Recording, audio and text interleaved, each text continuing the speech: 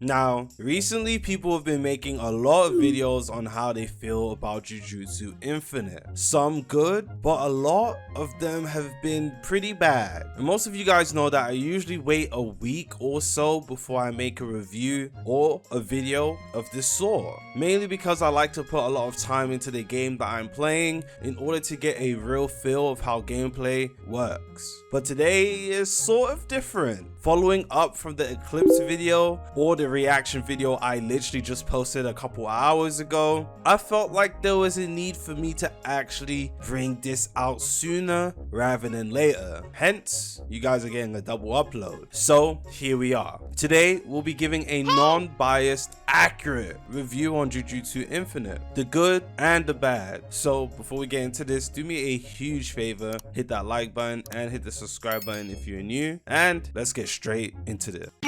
Actually, before we get into the nitty-gritty of the video, into the good and the bad, there is one thing I need you guys to keep in mind. Honestly, just because I don't want to repeat this or mention this in the video a million times, but I just need you guys to remember, before Jujutsu Infinite actually came out, it generated over $1 million in tester access sales. This happened like a year ago, over a year ago. That's it. Just need you guys to remember that in its entirety. Got it? Okay, let's get into the video. Now let's actually go over the good. It's always good to go over the good things before you get into the bad things, because the bad things might overshadow the good things. You never really know. And honestly, right off the bat, I can honestly say the tutorial is a very good aspect of this game. It's clear cut. It shows you exactly what you're going to be doing. It shows you the gameplay. It shows you the buttons. It shows you exactly how to play, which a lot of players actually really seem to respect. A lot of people hate looking at outside research or going on Wikipedias or going on Trello's etc, even though people still look up guides regardless of if there's a tutorial in the game or not. But it just clears up a lot of confusion for a lot of people, so having the tutorial there is good. And the tutorial is actually beautiful. It's a cinematic cutscene, it shows a lot and it looks beautiful. It's a great introduction into what you're going to be playing. You can tell a lot of time and effort was put into the tutorial. Another good thing is the story mode. The story mode actually looks amazing. Well, looks amazing. The story mode is good. Let's not over exaggerate or do any, let's not do anything over the top. The story mode is actually good. You hop in, coming out of the tutorial, the story mode kind of shows you how to play. So it shows you how to play. It shows you what the central hub is, what everything is, how to do missions, what missions are, etc, etc. And then upon doing that, tells you to talk to Gojo for the storyline. You teleport down and you start the beginner storyline up until you get to about level 10, and then so on and so forth. But the story has a great way of introducing you to future things that you're going to be doing. At a certain point, it shows you what investigations are, puts you in your first investigation, and it also shows you how bosses and future bosses are going to play, because you have to defeat the first cursed user eventually as well. So the storyline has a great way of introducing you to a lot of the game's mechanics and features. So if you're a new player, honestly, which everyone is, going through the story mode is almost essential. It shows you exactly how to play and shows you what you're going to be doing. Some other great things about the game, honestly, the thing I enjoy the most are the game bonuses and the game boosts that you actually receive in the game. What I mean by game bonuses is stuff like the Dorayaki and Teriyaki. The Dorayaki gives you a 25% EXP boost, which you get a lot of just through playing the game, and you can stack them for up to 10 minutes. So honestly, they're great to have. And then the Teriyaki gives you a 25% mastery increase as well. Again, both great things to have in the game, especially if you can't afford Robux to purchase ×2 EXPs. The Dorayakis and Teriyakis actually save you. It saves you stress and hassle. So technically you do have a form of bonus EXP. It's not as good as the ×2 EXP, obviously, and it does stack with ×2 EXP. So if you can't afford ×2 EXP, you can stack it with the Dorayakis as well. So it's always good to have these laying about in your inventory. You can stack them on and go about your day, level up easier. And the boost, as well as that, the the boost. The buffs are good is what I meant to say. If you put /buff, it puts all the things in your inventory that will give you a speed buff, stamina buff, I think, whatever, damage buff, focus buff, etc. So increases your damage output overall. And again, having a shortcut key to just put all your buffs on immediately is actually very good. I don't know why it doesn't apply to rage gourd or whatever, but still, again, it's good. Most RPGs, like bigger games, a lot of times you're able to apply buffs to your characters, and you don't see stuff like this on Roblox except for like MMOs. I know games like Divas of Creations have things that actually buff or boost your character's damage, so it's nice to see that this is a Jujutsu Kaisen game where you are actually able to eat things that buff your character's damage, stamina, movement speed, etc, different stats. So this is really cool. It's actually a really good feature. As well as that, you have other mastery drops and mastery scrolls. There's mastery scrolls that boost like 15 levels of mastery. They're quite rare. They're rare, but they drop quite often. You can get your hands on these just through playing the games. Obviously, you could get quite a few of them, and plus 15 mastery is actually great. If you get a new innate or new weapon, you just don't feel like grinding it from zero, just slap a bunch of mastery scrolls on and you can max it out damn near instantly if you have a bunch of mastery scrolls. And then you have the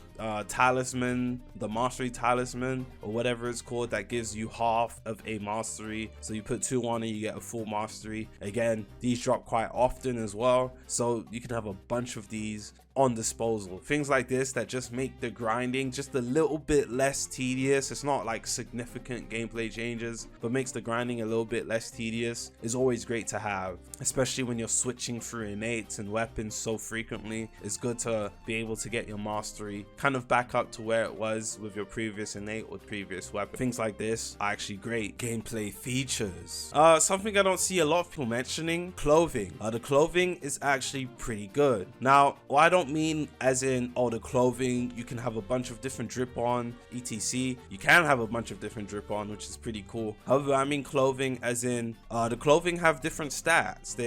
Each clothing piece, each piece of gear gives different stats to your innate, your strength, and your health, and all of them are kind of different depending on the clothing, the area of the body it's going on, etc. It's nice to have things like this. Yeah, you do have games like GPO that have stuff like this, but it's super surface level, and it's like one item per update and everyone has the exact same thing. So the gear is never really that different. Obviously a little bit now because some gear is just better than other gear, but in a game like Jujutsu Infinite, where there's just a bunch of different gear that is actually going to cater to you depending on what build you're going for, damage output you're looking for, the amount of health you want to have, the amount of innate and strength you want to have. Again, like it's not just it's not surface level. In my opinion, I feel like it's not surface level. Yes, the earlier piece of clothing is pretty lazy. They all kind of look the same with just different colors, and I don't know, maybe it just has random stats. But the later on into the game, you have the higher level gear. They all have set pieces and they're all set in different attributes or stats specifically to where you get the drop from or and things of that nature. So I do like the clothing in that regards, where you are looking for different pieces of clothing in different areas based on what type of build you want to go for. So builds are all kind of different. Yes, there's going to be people running the same builds, but builds are usually different depending on what you can get your hands on and if you can find a certain type of gear, if you're lucky enough to get the drop, etc. We're not even going to get into how grindy that is because that's not the good part of the game. So yeah, I do like that in terms of the clothing. And then speaking of builds as well, another good thing is honestly builds, stat pages. Now usually in games, skill trees are terrible, pretty linear, subpar. Usually they're very lazy. You just level up a certain path of the skill page in order to get a certain skill and you call it a day. You never really put any thought into it. Skill trees are usually super lazy, just very base level. However, and I'm not glazing, in this game you actually do need to put thought in what skills you go for, in what skill pages, what points you're putting into what page. So you only have a certain amount of points, so you can only do a certain amount of things within each skill page, and you need certain things for certain builds. So you can't just max out a page because you're gonna be lacking in some other attributes. So the skill pages, the skill tree, sorry, should I say, or the point tree, stat tree in Jujutsu Infinite is actually pretty detailed, and you can't just allocate your points wherever you want to. You really just can't, or you might mess up your build. Hence why this game does give you refunds within the chest that you're actually able to get through missions and bosses, whatever. You are able to get page refunds, which is actually super good that they give refunds for free, because a lot of people will mess up their builds. It's just gonna happen. And again, if you're pairing up your skill page or your stat page with your gear, etc, all of these contribute to your player's build, along with the innates or whatever the weapons you have, etc. Again, I feel like it's not surface level in that regard, whereas a lot of other games on this platform, majority of them, except for games like Deep Woken, don't actually put thought into your character's build outside of just surface level things. So actual stats are super important in a game like Deep Woken, genuinely, or you're not gonna have the right abilities, you're not gonna have the right cards, etc. In a game like this, it's not as in-depth as Deep Woken, but it's still better than the surface level that we have on Roblox today. The last time skill pages and points actually mattered outside of a game like Deep Woken was probably like early Grand Peace Online, like update 0, update 1 GPO, because if you put too much stats within a certain place, you wouldn't have enough health, or you wouldn't have enough stamina, or you wouldn't deal enough damage. Now GPO's a clusterfuck, that's gonna cuss. It's a clusterfuck and it's pretty lame and trash now, but early GPO stat pages actually mattered.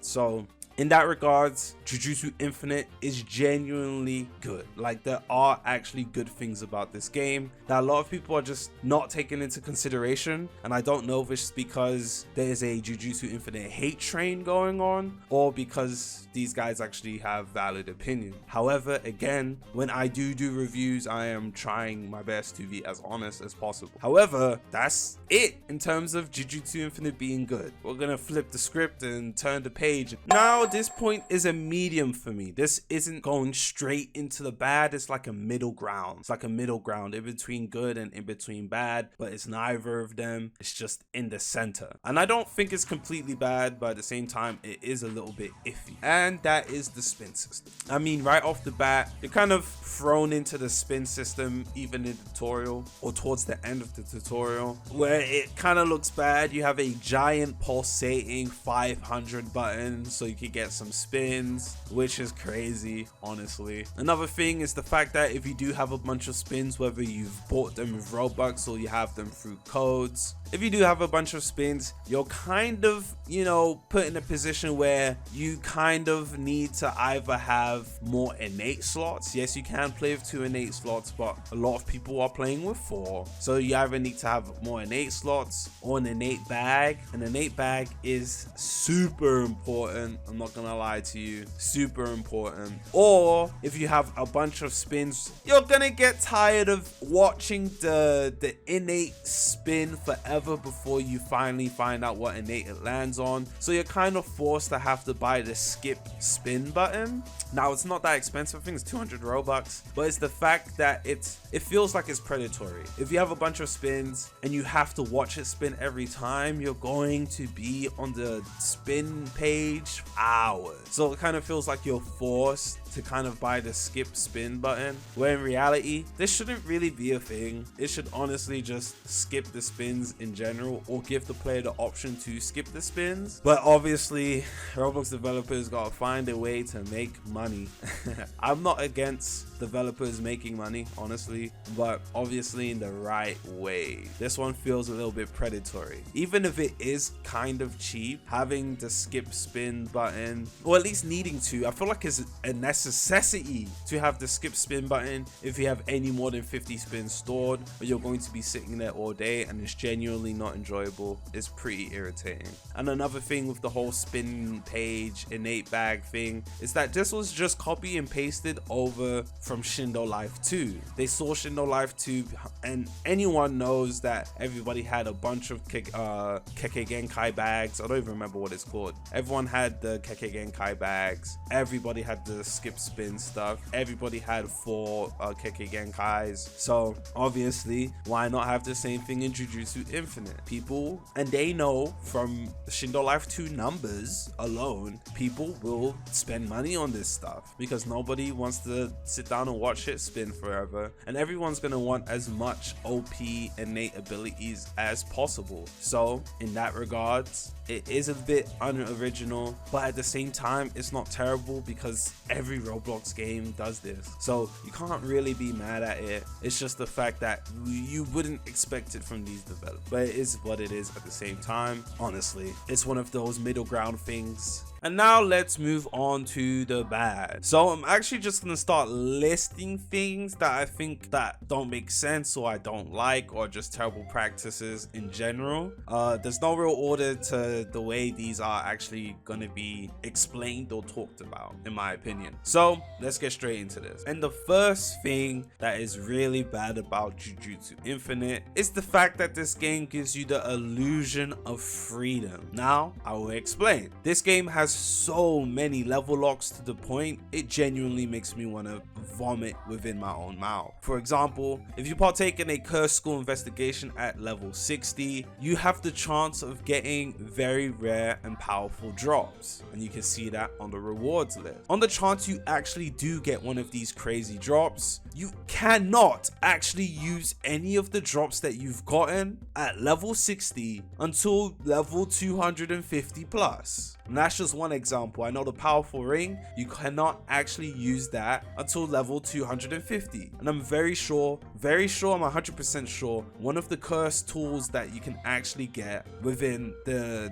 investigation at the school, whatever the investigation's called, is a level 300 drop. So imagine you're lucky enough to get one of these cool, powerful items, drops at level 60, anywhere below level 100, to be honest with you. And then you find out you cannot actually use this item that you grinded for and got lucky enough to get the drop of until level 250 or 300 plus. What's the point of putting these items within the reward pool if you cannot actually use any of the items within the reward pool? No, genuinely, what is the point? Why is it there? It doesn't actually make any sense. What's the point of grinding for drops if you're not able to use the drop? So within you being put in this situation and you do get one of these drops or cursed weapons or whatever the case may be, you're kind of forced to have to play the game until you reach that level if you ever want the chance of actually getting to use that rare drop, rare item that you got from playing the game. Bear in mind, this is a level 60 area zone etc, and you can't actually use any of the rare items that you get,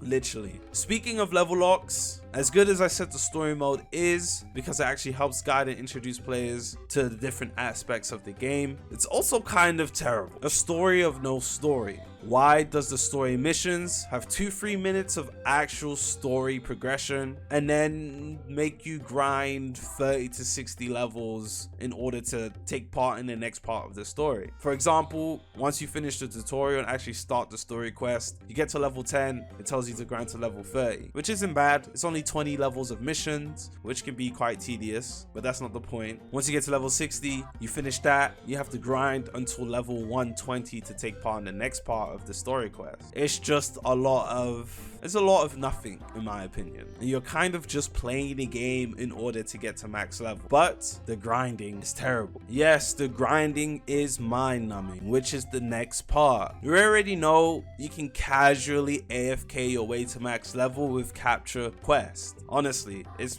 pretty scuffed. The mobs don't really do any real damage to you up until later on in the game, where you start doing nightmare mode missions, quest investigations, and bosses. But I'm very very sure this is designed in order to ease players into the game, but it's still a really bad gameplay design nevertheless. You can essentially get to max level without ever dying. And within its rights, this game is a bandit beta. All the quests, all forms of mission quests are repetitive and boring. I mean, you have the same set of 5 quests from level 1 all the way to level 420. You are actually doing the exact same thing over and over again for multiple hours on end. It's the exact same rotation of gameplay, and that is not fun. This is literally just a block streets progression in a Jujutsu Kaisen game. What makes this even worse is the fact that it takes forever to actually level if you don't buy ×2 EXP. Yes, you have the Dorakis that give 25% EXP, but it's still gonna take you a while to level up if you don't stack that with ×2 EXP. And the developers actually spent 1 to 2 years adding actually nothing to the progression. Within the old version of Jujutsu Kaisen, I'm not too sure, a lot of you guys probably haven't seen it, the old mission boards didn't used to be green. It used to just kind of be a list of different missions you can partake in, and I'm pretty sure there wasn't even a level cap. You could do higher level missions back then as long as you just select it from the mission board, and it used to work exactly the same. You teleport down, defeat it, teleport back up. However, the difference is the mission board wasn't green. Everything's green now. Everything kind of looks better in terms of the UI, but they never really changed the gameplay,